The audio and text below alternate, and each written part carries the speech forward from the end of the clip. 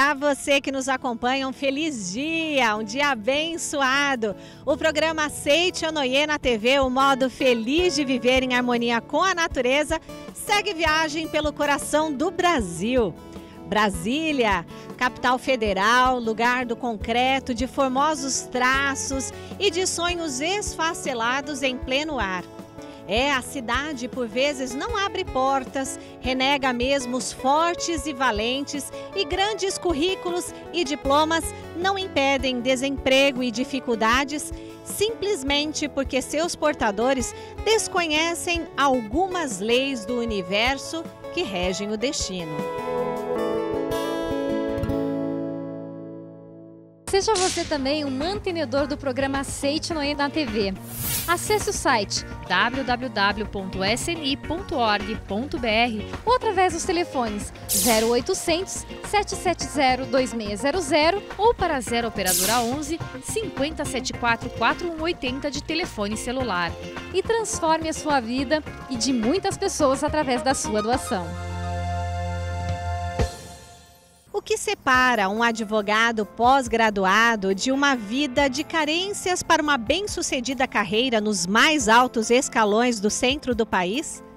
É aqui, em um importante shopping de Brasília, que fica o escritório de um dos mais conceituados advogados do país, onde vamos descobrir o que faz toda a diferença entre uma vida de carências e a pujança do sucesso pessoal e profissional.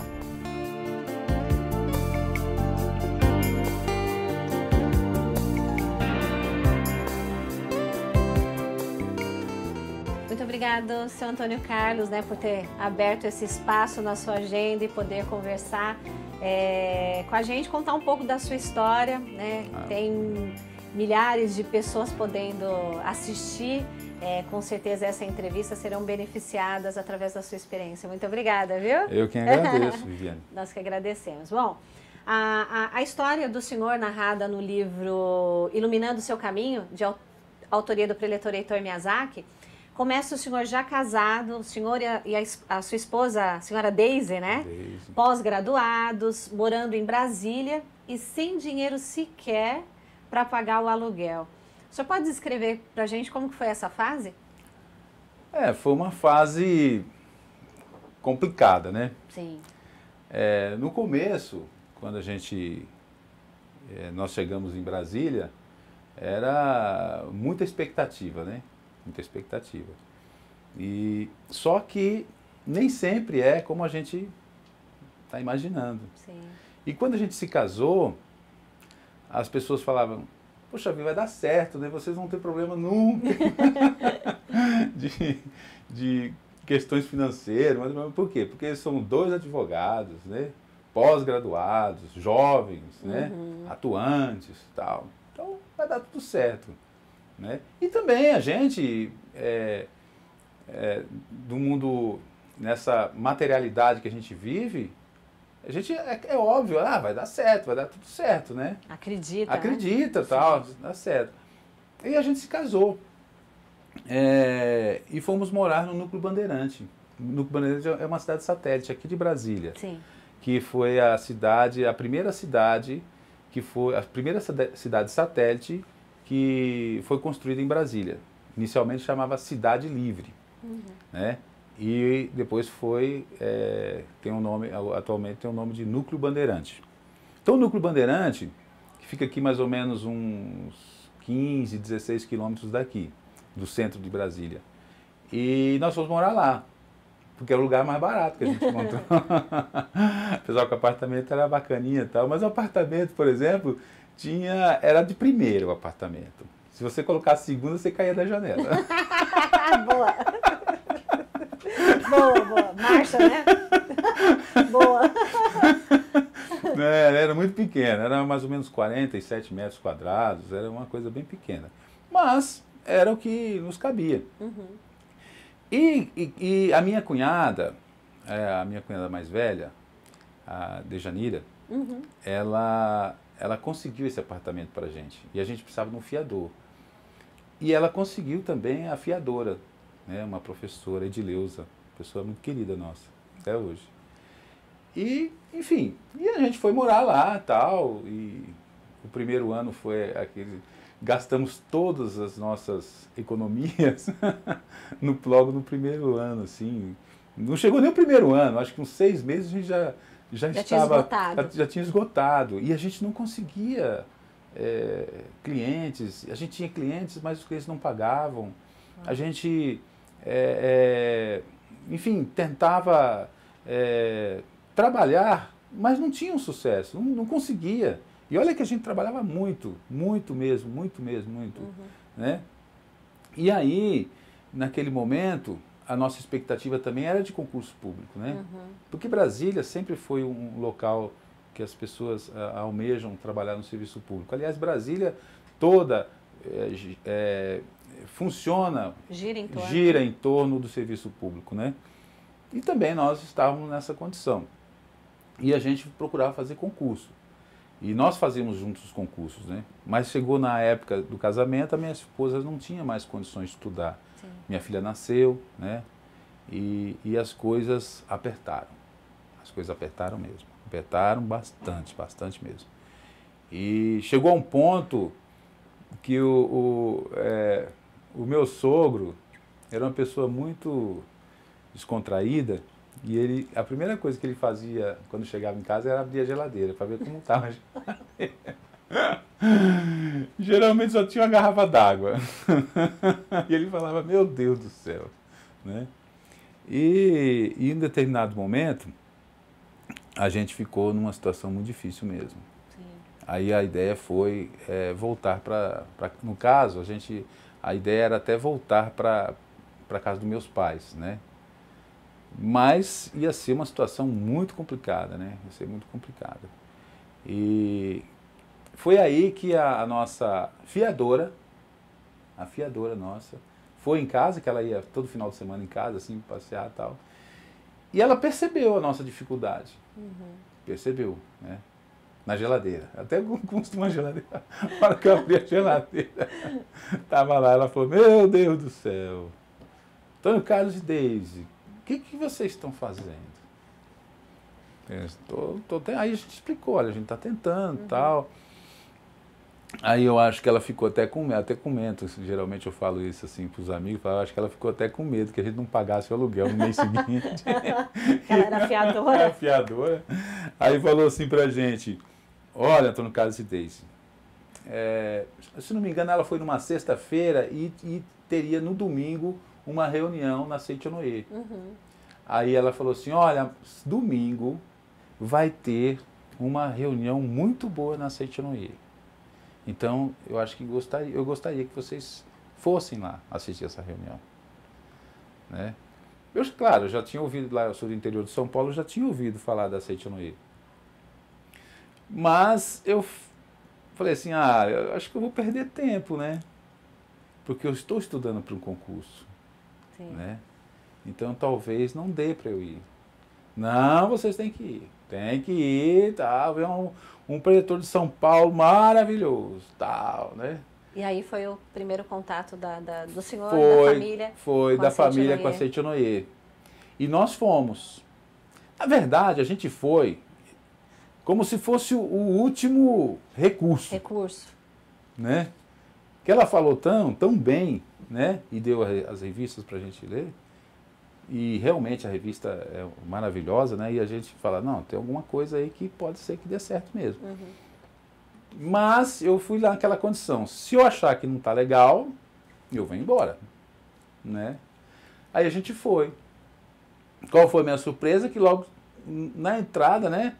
Muito obrigado, bom dia, muito obrigado, bom dia, muito obrigado, né? E eu até comento no livro, que realmente foi, que eu olhei para trás assim e falei, será que é pra gente que está falando muito obrigado? Ninguém conhece a gente aqui. Estão agradecendo o quê, né? A grande maioria pergunta. O que eu fiz? Mas, de qualquer forma, foi uma receptividade que eu nunca tive em lugar nenhum. Então, isso aí já me chamou a atenção. Né? Aí fazia as mulheres de um lado, os homens do outro, né? e bom dia, muito obrigado, bom dia, muito E obrigado. aquele corredor. Nossa, muito lindo, muito lindo, muito Até lindo. hoje, né? Grande parte das pessoas que chegam pela primeira vez sente essa energia na recepção, né? Nossa, De até ser hoje eu recebido, sinto, né? olha, toda vez que eu vou numa reunião da Seixo e vejo o pessoal, os amigos, né? Hoje estão todos os nossos Sim. amigos fazendo a reverência. Reverenciando o Nossa, Deus interior daquela pessoa meu que está Deus, entrando, é uma né? coisa maravilhosa, uma coisa maravilhosa. Então já é o diferencial que eu achei e acho até hoje, né? Aí subimos Sim. e no salão nobre a gente sentou lá tal, sentei um pouco mais atrás, inclusive, e ficamos lá ouvindo. Aí entrou, gostaríamos de chamar aqui o preletor Heitor Miyazaki, e todo mundo, ei! E foi o professor Heitor, Foi o autor professor- do livro que conta o seu relato. Foi o professor Heitor. Nossa, né? que Foi o professor bacana. Heitor que entrou lá. Aí eu falei, vamos ver, né? E todo mundo aplaudia, né? Aplaudia. Eu falei, meu Deus do céu, e aplaudia, e aplaudia. Aí eu falei, olha que bacana, hein? Aí tá, eu fiquei lá ouvindo, né? Aí, em um determinado momento, eu peguei e falei assim, Deise, eu acho que eu vou embora, porque eu tenho que estudar. Então, se não me engano, começou um pouco mais cedo e até o meio-dia, alguma coisa assim. Então, eu pegava praticamente o dia todo, porque depois a gente ia ter que voltar de ônibus. Então, o domingo todo estava, entre aspas, Comprometido com o estudo. né? E eu falei, se eu ficar aqui, eu vou perder o meu domingo todo. Eu até lembro isso aí. Quando eu terminei de falar essa frase com a minha esposa, o professor Heitor, lá de cima, falou assim, se você acha que está perdendo o seu tempo aqui... Foi... É porque você não está prestando atenção e você precisa ouvir a verdade. Alguma coisa assim nesse sentido. Sim. E naquele momento o senhor sentiu que era... Aí eu do falei, senhor? olha, mas que coincidência, né? Alguém falou de mim pra ele, alguém não, falou eu da falei- minha situação pra ele. Mas foi muito assim, eu acabei de falar e ele falou lá, né? Intuição, né? Foi uma coisa assim muito, muito interessante. Mas tudo bem, eu falei, então vou ficar mais um pouquinho. Aí eu comentei com a Deise novamente, Deise, eu sei e tal, que é interessante, mas eu acho que isso aqui não vai mudar a minha Situação. situação, nossa atual, situação não vai naquele mudar. momento. Não vai mudar. Isso aí não, tudo bem, né? Bacana e tal. Aí ele disse o seguinte, ó, se você... Quase em seguida, ele falou assim, se vocês que estão aqui hoje são pessoas boas, decentes, tem tudo para dar certo e não está dando certo, é porque falta gratidão aos seus pais. Uau. Eita, eu falei, que coisa, né? Aí eu falei, não, aí eu pensei comigo assim, aí eu comecei a falar com ele mentalmente, né? Eu comecei a questioná-lo mentalmente. Aí eu falei, não, acho que eu não tenho esse problema não, com meus pais, pelo contrário, a gente, graças a Deus, a família é bem estruturada. Os meus pais, eles me ensinaram, como ensinaram também aos meus irmãos, a honrar pai e mãe. Então isso aí é uma tradição lá em casa, honrar pai e mãe, né? Aí mentalmente eu falei com o professor Heitor assim. Já questionou. Aí ele falou lá assim, gente, amar pai e mãe é agradecer pai e mãe. Aí eu falei assim, mas como é que agradece pai e mãe? Não é honrar? Aí ele falou lá, vocês falam, obrigado papai, obrigado mamãe, obrigado papai, obrigado mamãe. Aí eu pensei, não, isso eu não falo não. Acho que eu nunca falei. Nunca expressei, né? E nunca falei. Pelo contrário, a gente reclama muito, né, de pai e mãe, né? Reclama demais. Na adolescência, então, meu Deus do céu, como a gente reclama. Tudo de errado a gente acha que é pai e mãe, né? Apesar de a gente saber que pai e mãe, mesmo as famílias bem estruturadas, a gente tem aquela conceituação de que pai e mãe tem que se respeitar e tal, mas respeitar muitas vezes não é agradecer. Né? Não é agradecer, você respeita tal, respeito o senhor tal, mas minha opinião é contrária. Né? Eu penso de outra forma. Né? Então, o adolescente principalmente, acha que tudo é direcionado, motivado por uma ação dos pais, né? O adolescente tem hábito de colocar isso. Sim. E também na minha fase, na minha vida, também foi isso, né? Então, ali eu entendi que o negócio era agradecer ao papai e à mamãe. Falar muito obrigado, papai, e muito obrigado, mamãe. E aí, logo em seguida, ele falou, então vocês têm que fazer 1000 vezes obrigado, papai, 1000 vezes obrigado, mamãe. Muito obrigado, papai, muito obrigado, mamãe. Muito obrigado, papai, muito obrigado, mamãe, né? Aí eu falei, nossa, interessante, eu nunca tinha... Aí me chamou a atenção essa questão. E ele desafiou, se vocês podem fazer isso, a vida de vocês vai mudar. A vida de vocês vai mudar. E, enfim, aí pronto, aí já me simpatizei com o negócio, né? Aí eu vi uma coisa que tinha, assim, uma coisa diferente. Eu achei, assim, que tinha ali algum mistério, realmente. Aí fomos embora, né? Assim, aí fomos embora, cheguei em casa, eu peguei um caderno de aritmética, aqueles quadriculados, aqueles caderninhos quadriculados, né? Sim. E comecei a fazer uma folha. Ah, sim, desculpe. Ele falou também, olha, quem é casado tem que agradecer sogro e sogra. Teve o complemento. Tem que agradecer sogro e sogra. Agora do caderninho que eu lembrei, que só eram 4 folhas, né? Um obrigado papai, um obrigado mamãe, um obrigado sogro e um obrigado sogra. Uma folha para cada um. Dava mais ou menos 2 horas esse trabalho. Aí o senhor fazia como? Agradecia e ia fazendo um xizinho? Um xizinho. Cada risquinho era um obrigado papai. Então eu fazia uma folha obrigado papai. Então eu riscava obrigado papai, obrigado papai. Obrigado papai, obrigado papai. Fazia uma folha, dava mais ou menos meia hora. E fazia assim. Depois de um certo tempo a gente vai fazendo rápido. Obrigado papai, obrigado papai, obrigado papai. Eu fazia assim. Obrigado papai. Depois obrigado mamãe, obrigado mamãe, obrigado mamãe. Depois obrigado sogro, obrigado sogro, obrigado sogro. E obrigado sogra, obrigado sogra, obrigado sogra. Né? Era bastante tempo, né? Mas eu fiz isso. Eu me lembro que eu cheguei em casa na parte da tarde, assim, e eu fiz durante a noite toda. E quando eu cheguei, assim, na metade, assim, por exemplo, eu fiz metade de uma folha obrigado papai, depois metade obrigado mamãe, depois obrigado sogro, obrigado sogra, para dar uma variadazinha, né? Mas quando eu cheguei nessa metade, eu senti uma coisa tão gostosa no meu coração que eu comecei a lembrar das coisas que meus pais faziam para mim. Meu Deus do céu! Minha mãe levava lanche para mim na escola, né? Fazia lanche quentinho, levava para mim na escola, né? Meu pai trabalhando para comprar um skate para mim. Então são coisas assim que marcam demais, e a gente esquece disso, né? Naquele momento e com essa prática de direcionar a mente, despertou de fato a gratidão.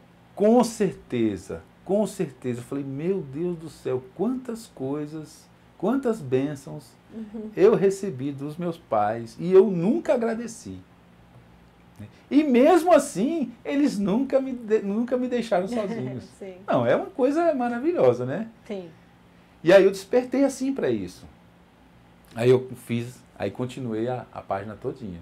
Eu estava pensando assim, eu vou fazer meia, né? Mas de repente depois eu vou largar isso. Mas quando eu cheguei na metade, nossa, foi uma coisa maravilhosa. Eu me senti muito... mas foi uma coisa assim que até hoje eu me sinto... sintonizar com Deus, né? É uma coisa muito especial mesmo, sabe? Muito especial. Aí me deu uma força tão grande, uma convicção. Depois eu me dei aquela convicção de que eu seria um sucesso, né? Porque, queira ou não queira, por mais títulos que a gente tenha, mas se não corresponde às nossas expectativas, a gente fica fica totalmente frustrado e a autoestima vai lá embaixo, né? Aí você acha que não dá certo, alguma coisa errada e tal. Mas, fazendo essa gratidão, eu me senti um vitorioso, logo de cara. Eu me senti assim, o máximo, né? O máximo. E aí continuei fazendo. Aí, quando foi no dia seguinte, eu me levantei e me levantei muito bem. Uma sensação de vitória. sem ter, assim, aparentemente vitória nenhuma. Sim. Mas uma sensação boa, né? Até minha esposa falou assim, Antônio Carlos, corre logo lá porque você vai perder o ônibus de novo. Porque durante a semana, durante os últimos dias lá, tudo estava dando errado para mim. Uhum. Até o ônibus eu perdia. E lá do Núcleo Bandeirante para cá, apenas 2 ônibus por dia. Uau. Se eu perdesse, eu tinha que pegar ou uma lotação, ou eu tinha que me virar, ou então esperar o ônibus da tarde. E aí era complicado, Sim. né? Aí eu estava saindo e a Deise falou assim, Antônio Carlos, vai perder o ônibus de novo, depois você fica reclamando, né? Depois você vai reclamar de novo. Aí eu falei, tá, eu tô indo. Mas eu tava com uma sensação tão boa, que eu falei, se eu perder o ônibus, não vai ter problema nenhum. Não vai ter problema, vai estar tudo certo. E eu me lembro que eu cheguei na parada 20 minutos atrasado. Ah, sim. Uma atenção. Isso aí também foi uma coisa que me chamou muito a atenção. Uhum. Por quê? Porque sempre eu chegava na parada de ônibus, por exemplo, muitas vezes 10 minutos antes do horário do ônibus, né? Aí o ônibus já tinha passado. Já tinha passado. É. Eu nunca dava, nunca encaixava. Não casava. Nunca encaixava os meus horários com o horário. Naquele dia eu falei, eu já estou atrasado mesmo 20 minutos, estou bem, estou tranquilo, ontem foi maravilhoso. Como diz a jovem, já era. Agora já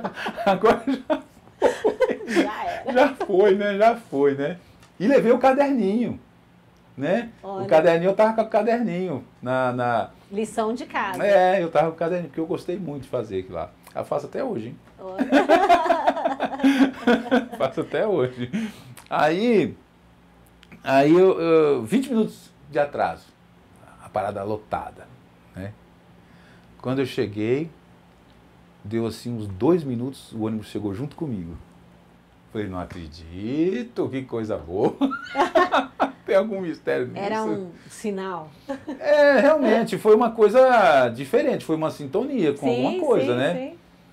Aí eu falei, olha, aí eu logo me relacionei com a prática da gratidão, né? Então eu falei, olha, esse negócio funciona mesmo, Gratidão gente. gera gratidão, né? Aí eu até comento que enquanto as pessoas reclamavam do ônibus, chegou atrasado, eu agradecia, muito obrigado. Ia lá, peguei o caderninho, imediatamente comecei, obrigado papai, obrigado mamãe, obrigado papai, obrigado mamãe, e foi. E chegamos aqui no plano piloto, dava mais ou menos quase 1 hora de viagem, de lá para cá, por conta das paradas, né? Mas enfim, aí eu vi que a coisa estava funcionando. Isso tudo eu devo a Seichonoye, aos meus pais e meus antepassados. Sim. Né? E com certeza isso é a prova de que realmente a gratidão ela é um elemento fundamental na nossa vida e no nosso sucesso. Então eu me sinto uma pessoa bastante iluminada, de acordo com os ensinamentos do mestre Masaharu Taniguchi, né? E nessa época eu tinha 24 anos de idade. Foi um dos procuradores, que eu saiba, talvez o procurador mais jovem de Brasília. Dos outros estados eu não sei, mas aqui, pelo menos dos meus amigos, eu sou o mais jovem. E como foi a carreira do senhor daí para frente? Bastante promissora, né?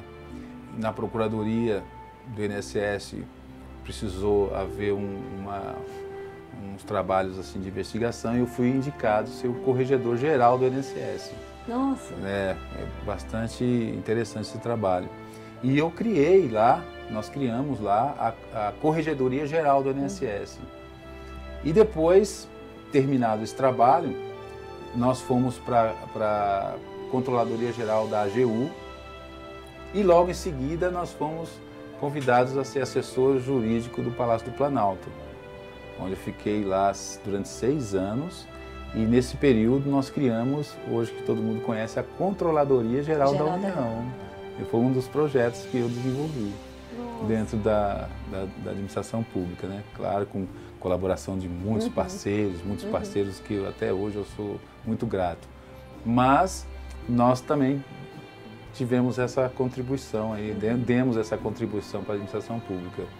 E recentemente eu fiz um trabalho na universidade sobre bullying, né? E esse trabalho me rendeu um título de embaixador da paz, dado pelo Congresso Nacional. Nossa! Né? Seu Antônio Carlos, muito obrigado por essa experiência linda de vida. Muito obrigado por ter compartilhado com a gente, né? Que muitas pessoas sejam beneficiadas, muitas bênçãos recaiam ainda mais sobre a sua família e que o Senhor possa, através do seu dom, dessa missão maravilhosa que o Senhor tem nessa vida, também iluminar cada vez mais aí as pessoas que vêm de encontro ao Senhor. Muito obrigado. Eu que agradeço a oportunidade de contribuir um pouco mais com a minha experiência para o movimento da Seite Onoye. Muito obrigado.